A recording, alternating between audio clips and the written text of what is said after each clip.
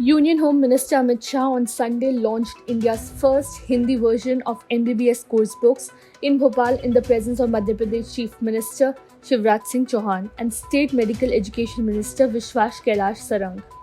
The purpose behind the move is to make education accessible to students who have studied in non-English medium schools.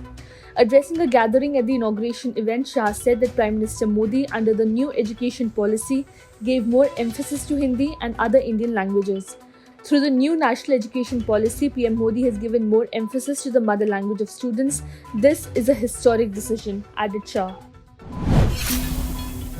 2 months after registering an FIR in connection with a Delhi excise policy case, the Central Bureau of Investigation has summoned Deputy Chief Minister Manish Sisodia, asking him to join the investigations at 11 am on Monday at their headquarters in Delhi. Before summoning him, the CBI had conducted a search at Sisodia's house and also opened his bank locker.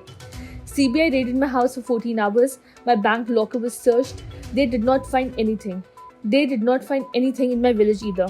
Now they have called me to the CBI headquarters at 11 am tomorrow. I will go and cooperate fully. Satyamev Jayate, Sisodia tweeted on Sunday.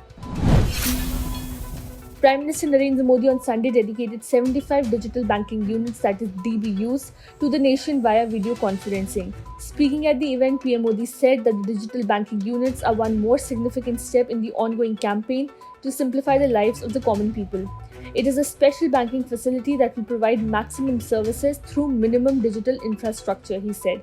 The Prime Minister noted that the government has worked on two things simultaneously. First, improving the banking system, strengthening it and bringing transparency. Second, we did financial inclusion. As part of the Union Budget 2022-23, Finance Minister Nirmala Sitharaman had announced the setting up of the 75 DBUs in the 75 districts to commemorate the 75 years of India's independence from British rule. A new threat from the fast mutating and more virulent Omicron variant BF.7, also known as Omicron offspring, was reported after the Gujarat Biotechnology Research Centre detected the first case of the subvariant in India. Two new Omicron subvariants BF.7 and BA.5.1.7, which are highly infectious with greater transmissibility, were recently detected in several provinces of China. Post the rise in the cases, China imposed fresh lockdowns and travel restrictions across the country after its National Health Commission on October 12 reported 1,760 new local infections. Public health experts in India have advised caution considering the recent surge in COVID-19 cases in China. People must continue to follow COVID-appropriate behavior to avoid a surge in cases now that India is witnessing a declining trend in fresh COVID cases and fatalities. However, the experts have said that there is no need to panic.